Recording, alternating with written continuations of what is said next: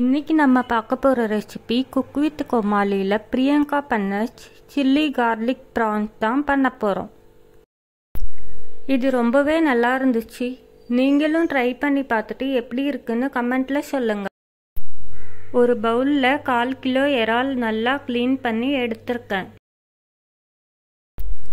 இப்போ மேரினேட் பண்ண மஞ்சள் தூள் 1/4 டீஸ்பூன், உப்பு தேவையான அளவு, மிளகுத்தூள் 1/2 டீஸ்பூன் இதெல்லாம் போட்டு நல்லா மிக்ஸ் பண்ணிக்கலாம். நம்ம ஒரு 1/4 மணி நேரம் மேரினேட் பண்ணி உப்பு காரம்லாம் நல்லா உள்ளே இறங்கும். அதுக்காக தான் மேரினேட் பண்ணுறோம். நம்ம இது கூடவே 1 டீஸ்பூன் பூண்டு விழுது போட்டுக்கலாம். பூண்டு பொடியாக நறுக்கியும் போடலாம். கார்லிக் பவுடர்னு ஒரு பவுடர் விற்கிது, அது கூட போட்டுக்கலாம். நான் பூண்டு விழுது தான் போட்டுக்கிறேன். நல்லா கலந்துட்டு 15 நிமிஷம் ஊற விட்டுக்கலாம். இப்போது ஒரு பேனை ஹீட் பண்ணி 2 டேபிள் ஸ்பூன் அன்சால்டட் பட்டர் போட்டு மெல்ட் பண்ணிக்கோங்க.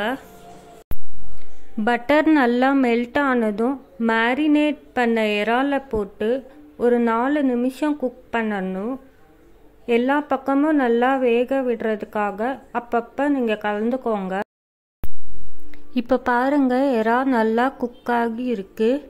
இந்த டைமில் ஒரு பிளேட்டில் இறாலை தனியாக எடுத்து வச்சுக்கலாம். பட்டர் பேன்லே இருக்கட்டும். அதில் நம்ம சாஸ்லாம் ஊற்றி குக் பண்ண போகிறோம்.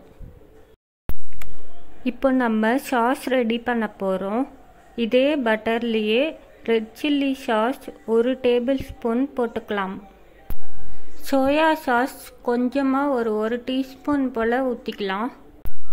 இது கூடவே 2 டேபிள் ஸ்பூன் அளவுக்கு டொமேட்டோ சாஸ் போட்டுக்கோங்க. காரத்து கூடவே ஸ்வீட்னஸ் வந்தால் நல்லாயிருக்கும். இப்போ நம்ம சில்லி ஃப்ளேக்ஸ் 1 டீஸ்பூன் போட்டுக்கோங்க. ஆரிகானோ 1 டீஸ்பூன் போட்டுக்கலாம். இல்லைன்னா ஸ்கிப் பண்ணிக்கோங்க. கொஞ்சமாக உப்பும் போட்டுக்கோங்க. இப்போ நல்லா கலந்துக்கணும். ஒரு 2லேருந்து 3 நிமிஷம் வரைக்கும் சாட்டே பண்ணிக்கோங்க.